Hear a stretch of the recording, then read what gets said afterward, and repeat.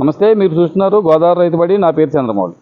ఈరోజు నేను ఉమ్మడి పశ్చిమ గోదావరి జిల్లా పెరల మండలం కండవల్లి గ్రామంలో అయితే ఉన్నాం. మనతో పాటు ఎకరం విస్తీర్ణంలో ఎర్రచిక్కుడు సాగు చేస్తున్న రైతు వంచర్ల రాంబాబు గారు మనతో పాటు ఉన్నారు. ఆయన అడిగి పంట వివరాలు తెలుసుకునే ప్రయత్నం చేద్దాం. సాధారణంగా ఈ ప్రాంతంలో అయితే ఈతాకు చిక్కుడు, నాటు చిక్కుడు ఎక్కువగా అయితే పండిస్తారు. కానీ దానికి భిన్నంగా ఈయన ఎర్ర చిక్కుడు అయితే పండిస్తున్నారు. ఈ ఎకరం విస్తీర్ణంలో ఈ ఎర్ర చిక్కుడు పండిస్తున్న రాంబాబు గారిని పంట వివరాలు అడిగి తెలుసుకునే ప్రయత్నం చేద్దాం. అంతకన్నా ముందు మన ఛానల్ మొదటిసారి చూస్తున్నట్లయితే లైక్ చేయండి, షేర్ చేయండి. గోదావరి రైతుబడికి సబ్స్క్రైబ్ అవ్వండి. పక్కనే ఉన్న బెల్ ఐకాన్ నొక్కడం ద్వారా మేము చేసే ప్రతి వీడియో మీ మొబైల్లో నోటిఫికేషన్ రూపంలో వస్తుంది. నమస్తే అండి రాంబాబు గారు. నమస్కారం. మీరు ఎంత విస్తీర్ణంలో ఈ ఎర్రచిక్కుడు సాగు చేస్తున్నారు? నేను ఎర్రచిక్కుడు ఒక ఎకరం నెలలో విస్తీర్ణంలో సాగు చేస్తున్నామండి. ముందుగా ఈ విత్తనం ఎక్కడి నుంచి తెచ్చుకున్నారు మీరు? అంటే మన సాధారణంగా ఇక్కడ ప్రాంతంలో నాటు చిక్కుడు, ఈతాకు చిక్కుడు అయితే మనకి బాగానే దొరుకుతుంది విత్తనం. ఈ ఎర్రచిక్కుడు మీరు ఎక్కడ తెచ్చుకున్నారు? ఈ ఎర్రచిక్కుడు మార్కెట్కి వెళ్తుండే ఒక ఆయన నిలబడి సైడ్ నుంచి ఒక అతను వచ్చాడు.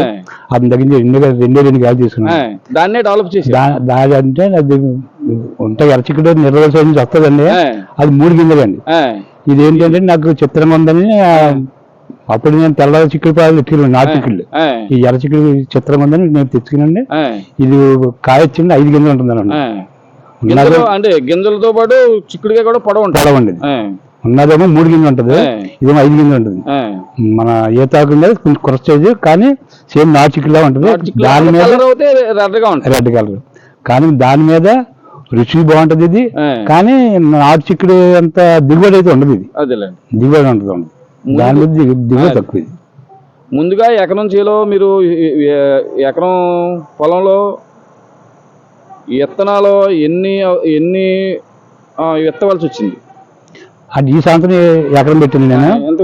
ముందుగా అయితే అండి ఒక 2 అంచులు అడ్డు నెల, తర్వాత అర ఎకరం అలా పెంచుకుంటూ ఈ సంవత్సరం మాత్రం పెంచారు, ఎకరం చేశారు. సుమారుగా మీ లెక్కనే ఎన్ని కేజీలు విత్తనాలు అయితే మీకు విత్తనానికి అయితే ఒక 4 కేజీలు పడతాయి. 4 కేజీలు విత్తనాలు అయితే ఎకరం విస్తీర్ణంలో సరిపోద్దండి. మీరు ముందు ఈ పందిరి ఇంతకు ముందు ఏమన్నా పంట వేసారా? దీనికోసమే పందిరి పెట్టారా? దీనికోసం పెట్టిందేమో అర ఎకరం ఉందండి.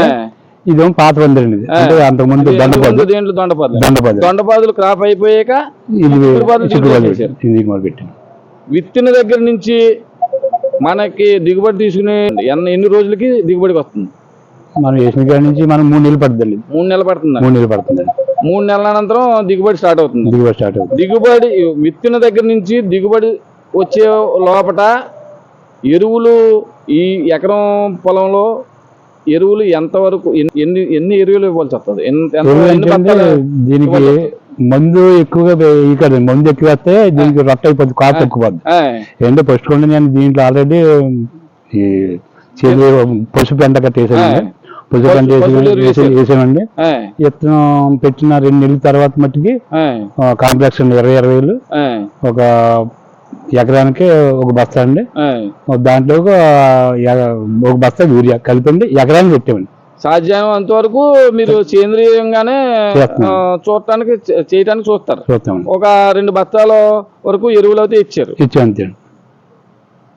ఈ మీకు దిగుబడి తీసుకునే టైంకి చీడపీడలు ఏమన్నా ఈ పాదులను ఏమన్నా ఆశించినాయా?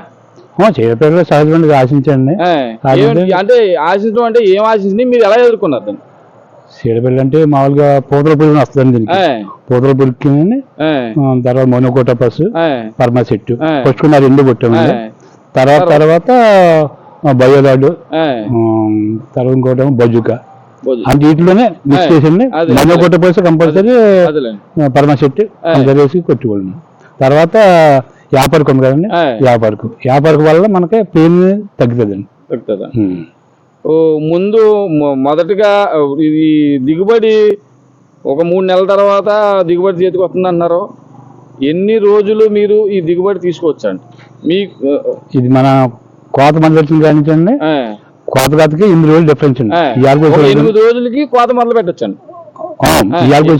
మళ్ళీ 8 రోజులు సుమారుగా ఈ ఎకరంలో మీరు మీ కాపు ఇప్పుడు ప్రస్తుతానికి పందిరి బాగానే ఉంది కాబట్టి ఎంత దిగుబడి తీస్తున్నారు? వారానికి ఎన్ని కేజీలు అవుతాయి దిగుబడి? ఎకరానికి వచ్చి ఒక 4 క్వింటాలు ఇస్తాం. 4 క్వింటాలు తీస్తారు. 4 క్వింటాలు. అలా ఎన్ని నెలల పాటు మీరు ఈ దిగుబడి సమానంగా తీయచ్చు? 4 నెలల వరకు వస్తారు. 4 నెలల వరకు. ఇప్పుడు జనవరి కదండి, జనవరి డిసెంబర్ గా స్టార్ట్ అవ్వండి. అవునండి. డిసెంబర్, జనవరి, ఫిబ్రవరి, మార్చి లాస్ట్, ఏప్రిల్ లో కూడా తగ్గుద్దండి. ఏప్రిల్ వరకు మీరు దిగుబడి తీసుకోవచ్చండి. ఇది మీరు విత్తిన దగ్గర నుంచి మందులకి అయితేనేమి, ఎరువులకి అయితేనేమి, కూలి పనులు అయితే సుమారుగా అంటే పందిరి మీకు ఇంతకుముందు వేసారు కాబట్టి దాన్ని బడ్జెట్ పక్క పెట్టినా మీరు దిగుబడి తీసుకునే టైంకి ఎంత, ఈ ఎకరా విస్తీర్ణంలో ఎంత ఖర్చు అవ్వచ్చండి మీ అంచనా?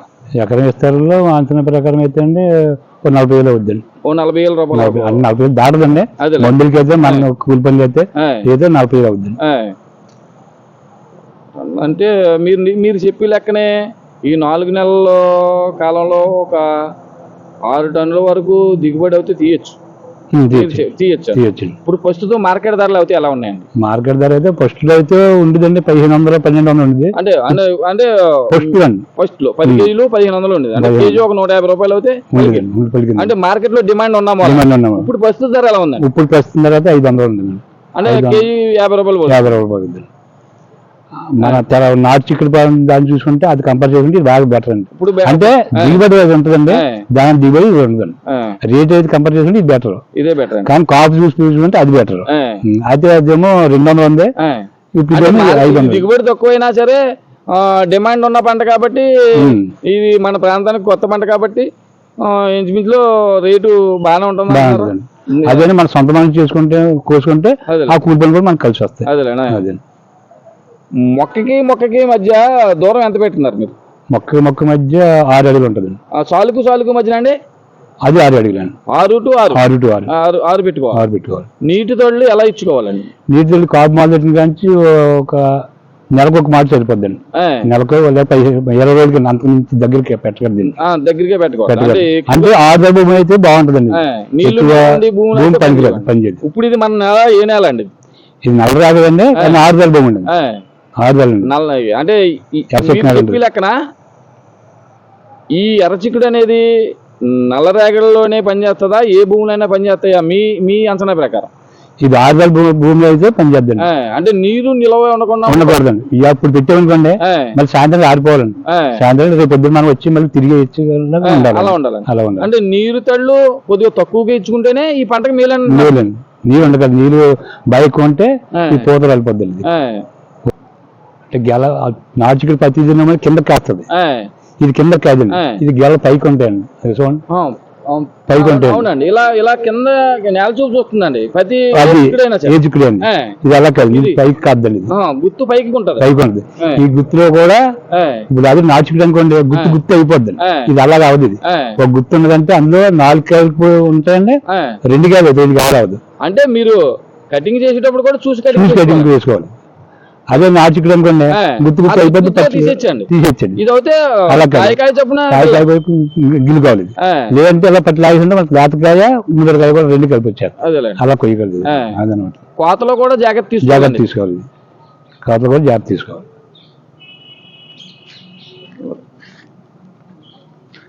ఇది రాంబాబు గారు చెప్పి పంట విశ్లేషణ.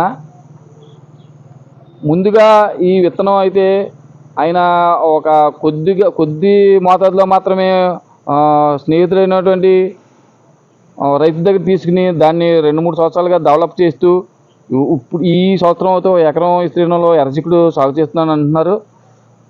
సుమారుగా దిగుబడి తీసుకునేటప్పటికి 3 నెలల కాలం పట్టొచ్చని, ఇంకొక 4 నెలల్లో దిగుబడి తీయొచ్చని, 4 నెలల ఈ కాలంలో సస్యరక్షణ చర్యలు సరిగ్గా ఉంటే కనుక, వాతావరణం అనుకూలిస్తే కనుక ఒక 6 టన్నుల వరకు దిగుబడి తీయొచ్చని, ముందు ధరలు అయితే కేజీ ఒక్కంటికి 150 రూపాయలు పలికిందని, ఇప్పుడు ప్రస్తుతానికి రేటు తక్కువగా ఉన్న మూలంగా కేజీ 50 రూపాయలని చెప్పి నాటు చిక్కుల్లో పోలిస్తే ఈ చిక్కుడు దిగుబడి తక్కువైనా రేటు ఉన్న మూలంగా మంచి ధర అని చెప్పొచ్చు అని చెప్పి హలో సుమారుగా మళ్ళీ చెప్తుండే ఈ చిక్కుడు ఎకరం చిక్కుడు చేనుకి మళ్ళీ చెప్తుండే 40,000 నుంచి 50,000 రూపాయల వరకు ఖర్చు అవుతుందని చెప్పి రాంబాబు గారు చెబుతున్నారు.